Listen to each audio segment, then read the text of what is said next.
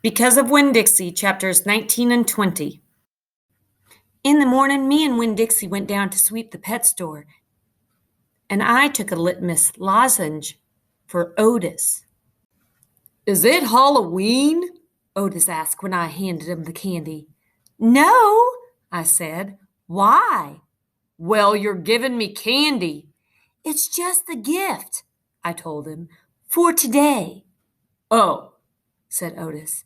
He unwrapped the litmus lozenge and put it in his mouth, and after a minute, tears started rolling down his face. "Thank you," he said. "Do you like it?" I asked him. He nodded his head. "It tastes good, but it also tastes a little bit like being in jail." Gertrude squawked. She picked up the litmus lozenge wrapper in her beak and then dropped it and looked around. "Gertrude!" she screamed again. "You can't have any," I told her. "It's not for birds." Then, real quick, before I lost my nerve, I said, "Otis, what were you in jail for? Are you a murderer?" "No, ma'am," he said. "Are you a burglar?" "No, ma'am," Otis said again. He sucked on his candy and stared down at his pointy-toed boots. "You don't have to tell me," I said. "I was just wondering." "I ain't a dangerous man," Otis said. "If that's what you're thinking. I'm lonely, but I ain't dangerous."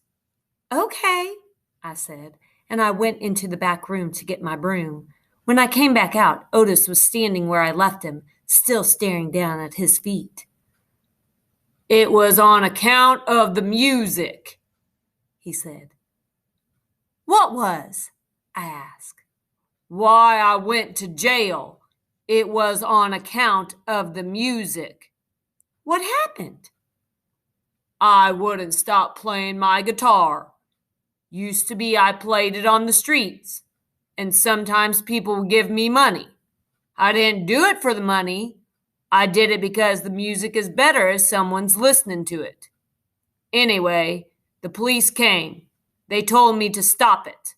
They said how I was breaking the law and that the whole time they were talking to me, I went right on playing my music.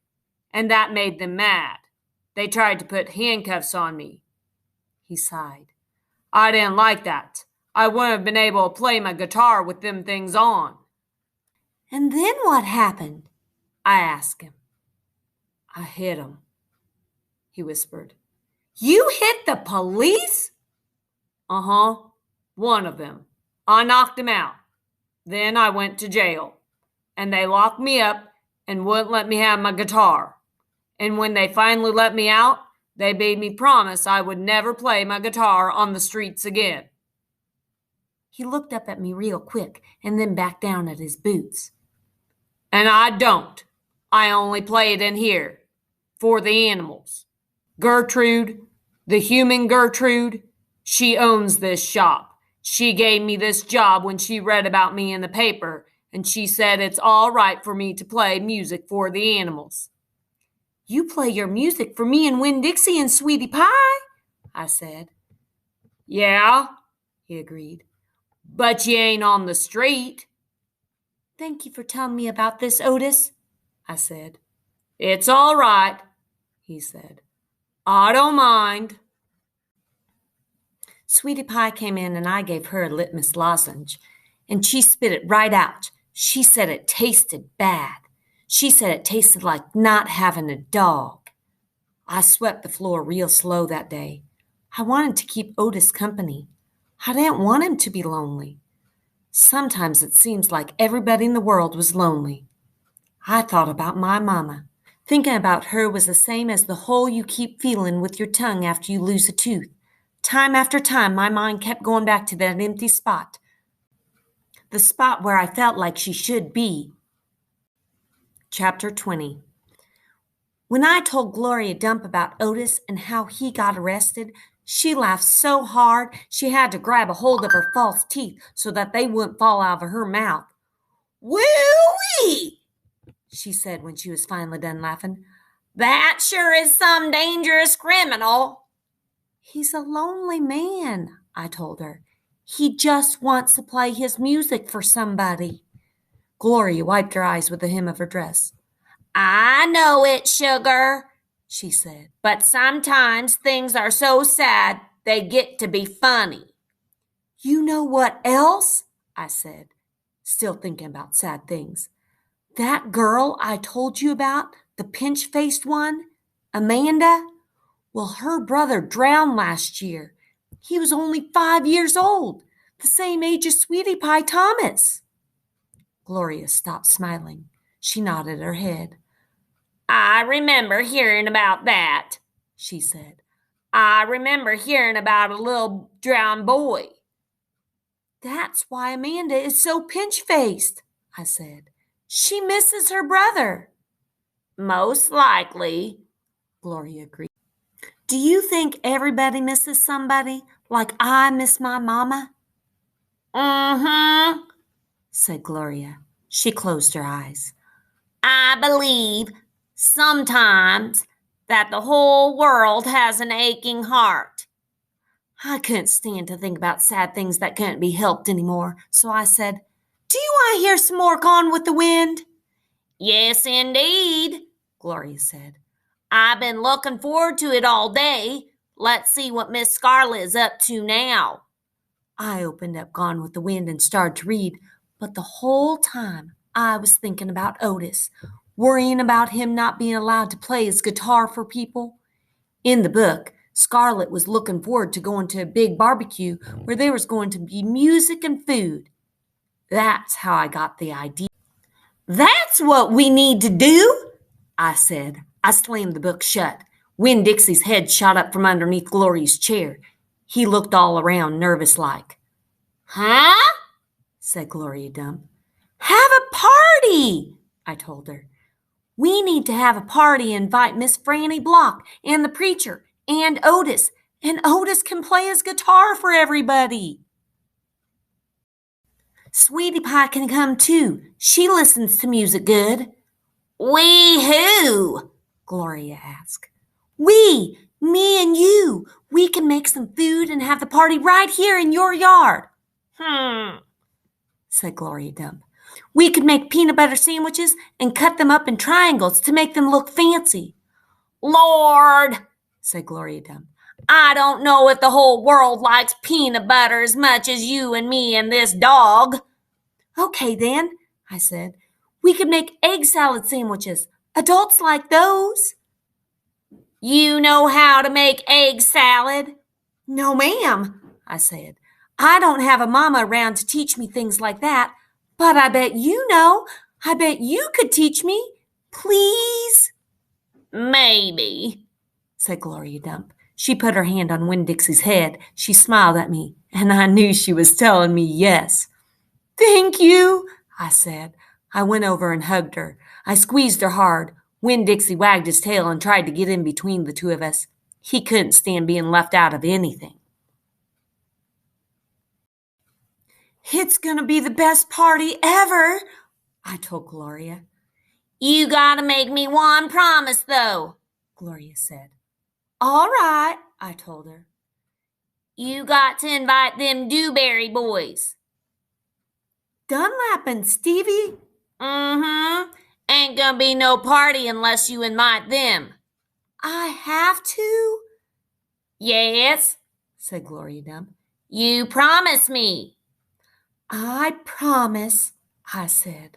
I didn't like the idea, but I promised. I started inviting people right away. I asked the preacher first. Daddy, I said. Opal, the preacher said back. Daddy, me and Winn-Dixie and Gloria Dump are having a party. Well, said the preacher, that's nice. You have a good time. Daddy, I said, I'm telling you because you're invited. Oh, said the preacher. He rubbed his nose. I see. Can you come? I asked him. He sighed. I don't see why not, he said. Miss Franny Block took to the idea right away. A party, she said. and clapped her hands together. Yes, ma'am, I told her. It will be kind of like the barbecue at 12 Oaks and Gone with the Wind, only it's not going to be as many people, and we're going to serve egg salad sandwiches instead of barbecue. That sounds lovely, Miss Franny said, and then she pointed at the back of the library and whispered, Maybe you should ask Amanda, too. She probably won't want to come, I said. She doesn't like me very much. Ask her and see what she says, Miss Franny whispered. So I walked to the back of the library and asked Amanda Wilkinson in my best manners voice to please come to my party. She looked around all nervous and stuff. A party? She said. Yes, I said. I sure would like it if you could come. She stared at me with her mouth open. Okay, she said after a minute. I mean, yes, thank you. I would love to. And just like I promised Gloria, I asked the Dewberry boys. I ain't going to no party at a witch's house, Stevie said. Dunlap knocked Stevie with his elbow. We'll come, he said. We will not, said Stevie. That witch might cook us up in her big old witch's pot. I don't care if you come or not, I told them. I'm just asking because I promised I would. We'll be there, said Dunlap, and he nodded at me and smiled. Sweetie Pie was very excited when I invited her. What's the theme? She asked. Well, there isn't one, I said. You've got to think of a theme, she told me. She stuck her knuckle in her mouth and then pulled it back out. It ain't a party without a theme. Is this dog coming? She asked. She wrapped her arms around Winn-Dixie and squeezed him so hard that his eyes almost popped out of his head. Yes, I told her. Good, she said. You could make that the theme. It could be a dog party. I'll think about it, I told her. The last person I asked was Otis. I told him all about the party and that he was invited, and he said, No, thank you. Why not? I asked. I don't like parties, said Otis. Please, I begged. It won't be a party unless you come.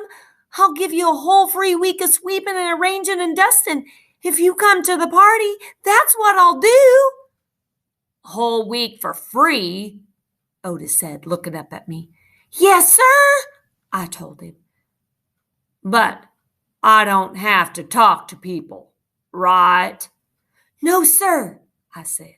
You don't. But bring your guitar. Maybe you could play us some music. Maybe, said Otis. He looked down at his boots again real quick, trying to hide his smile. Thank you, I told him. Thank you for deciding to come.